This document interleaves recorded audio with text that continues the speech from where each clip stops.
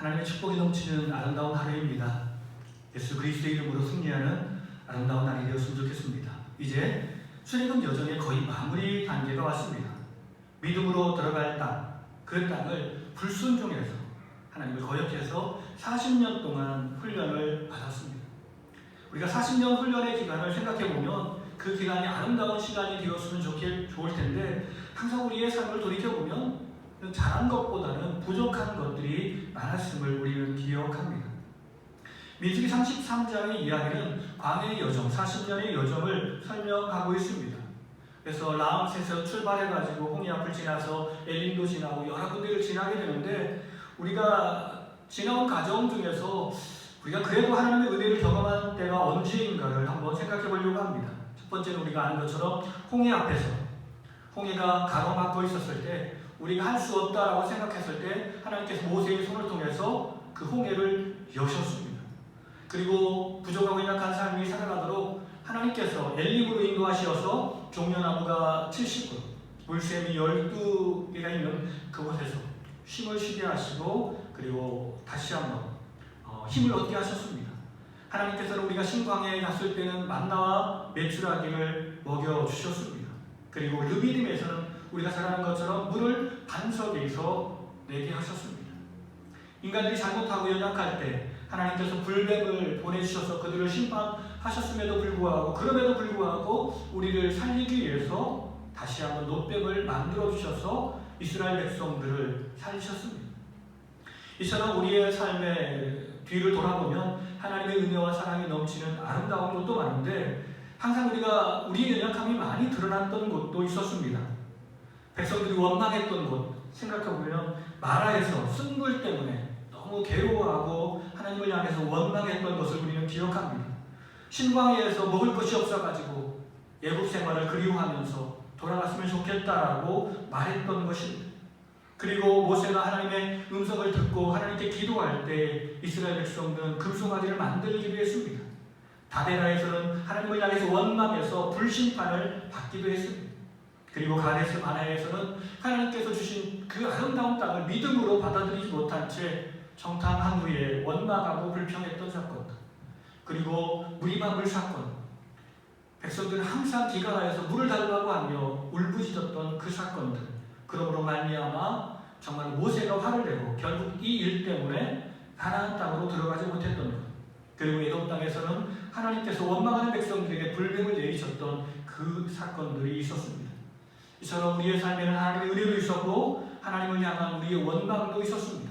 항상 우리가 이렇게 어떻게 보면 이게 짧은 길입니다. 라암셋에서 이 가나안 땅으로 가는 길은 걸어서 보통 한 열흘 내지는 열하루만 걸으면 가면 된다고 하는데 돌고 돌아서 40년의 인생을 보내게 된 것입니다.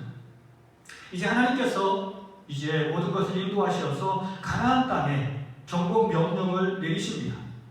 가나안 땅에 들어가거든 그 땅 거민을 몰아내고 우상을 타파하라고 이야기합니다. 하나님이 너희에게 주신 그 땅을 취하라라고 말씀하고 있습니다. 그리고 욕심내지 말고 인구수의 비리하에서 각 지파별로 제비를 뽑아 기업을 분배하라. 힘 있는 사람이 강한 것을 차지하는 것이 아니라 하나님의 은혜를 구하며 제비를 뽑으라라고 명령하십니다. 만약 너희가 가나안 땅을 정복하고 그 땅 거민을 살려주면 어떻게 될 것인가? 가나안족을 완전히 성별하지 않으면 그 남겨둔 가나안족 속으로 말미암아 너희가 괴로움을 당하리라. 가나안족에게 행한 심판을 너희에게 돌리리라라고 말씀하셨습니다. 하나님께서 약속하신 그 땅들 이제 지도가 나오고 있습니다. 가나안 땅의 경계에 대한 하나님께서 말씀하시는 것이 34장의 이야기입니다. 우리가 지도를 보면 나오는데요. 한번 지도를 먼저 볼까요? 이게 하나님께서 약속하신 땅입니다. 이게 남편으로는 여기 사해로부터 해가지고 신광야를 거쳐서 가데스 바네아, 하살아달, 아스몬까지 하고요. 이 서쪽 해안은 이 대해라고 하죠. 이 지중해가 경계가 되는 것입니다.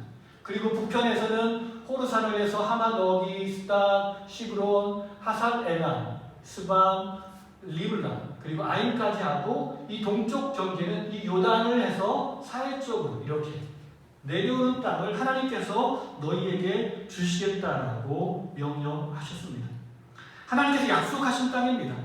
사람의 계획이나 사람의 수고가 있는 것이 아니라 하나님의 놀라운 능력과 은혜로 차지하는 땅이 될 것입니다. 모세가 백성들에게 요단 서편 가나안 땅을 9지파 반에게 분배하도록 여호와의 명령을 이렇게 전달합니다. 모세가 이스라엘 백성들에게 이상이 자신들이 제비를 뽑아 얻을 땅임을 다시 한번 확신하시며 말합니다. 그리고 이 땅을 분배하라라고 이야기합니다. 왜냐하면 루벤 지파, 갓 지파, 므낫세 반 지파는 이미 동편에서 이미 기업을 얻었기 때문에 그렇습니다.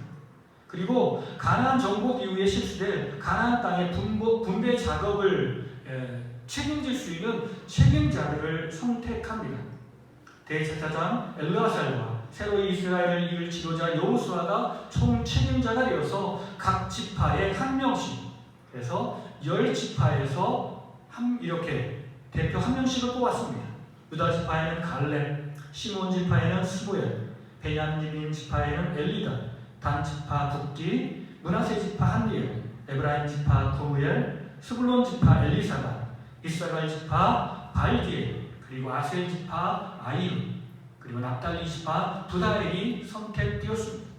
하나님께서 약속하셔서 하나님께서 분명히 주시겠다고 약속했기 때문에 그 땅을 믿음으로 차지하는 것입니다. 오늘 말씀을 통해서 우리가 깨닫는 것은 첫 번째, 하나님의 인도를 받고 따라가면 우리는 목적지에 도달할 수 있습니다. 우리가 힘이 있어서 도달하는 것이 아니라 여호와의 능력이 우리를 이끌어 주시는 것입니다.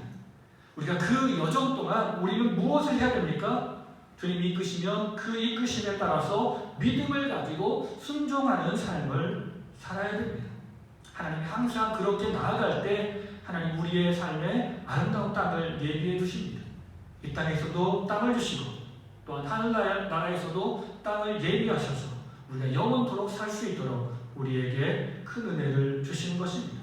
우리는 그 땅을 책임지고 잘 살기 위해서 이 땅이 하나님의 거룩한 땅이 되도록, 이 땅을 통해서 하나님의 영광이 선포되도록 항상 우리는 주의 일에 힘쓰는 사람들이 되어야 됩니다. 항상 우리는 주의 청지기입니다. 주인은 우리의 하나님, 우리의 예수님밖에 없습니다. 하나님께서 우리에게 맡기신 모든 것들을 기쁨으로 잘 감당하고 하나님께 다시 돌려드리며 영광 돌리는 오늘 우리의 삶이 되기를 간절히 축원합니다. 같이 기도하시겠습니다. 사랑이 많으신 주님 감사합니다. 우리를 사랑으로 인도해 주시고 붙들어 주시니 감사합니다.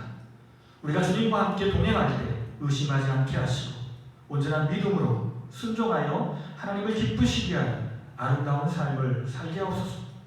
주님이 내게 주신 모든 은혜를 가슴에 새기며 그 은혜를 허비하거나 낭비하지 않게 하시고 잘 관리하여서 풍성한 열매로 더욱더 주님께 영광 돌리는 삶을 살게 하옵소서. 살아계신 예수님의 이름으로 감사하며 기도드립니다. 아멘.